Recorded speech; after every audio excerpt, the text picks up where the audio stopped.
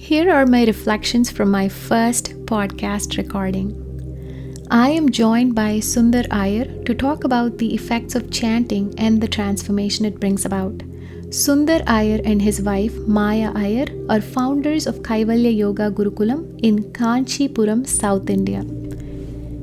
This was my very first podcast ever, and honestly, I felt a bit anxious going in. But the moment we began, something magical happened.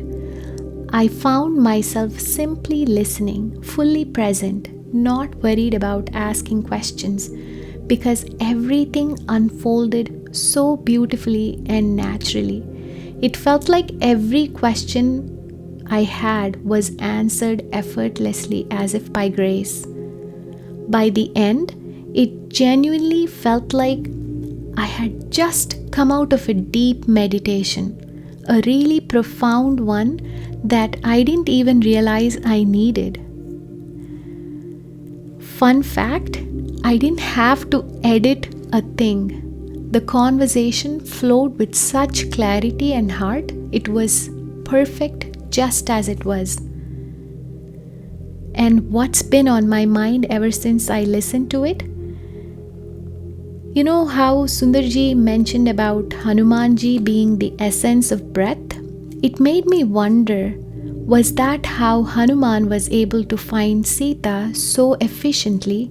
And if we can too tap into our breath to reach our inner Sita, awakening that divine spark within us. And the other one is where with mantra chanting we are barely scratching the surface of sound, and there is a vast depository of knowledge waiting to be explored mindfully and deeply.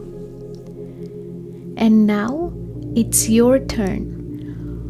As you listen to this first episode, which I highly recommend to listen to the entire one because there is so much richness packed into it and I can't even begin to capture here. It's a must listen for anyone curious about the power of sound and its profound influence on us.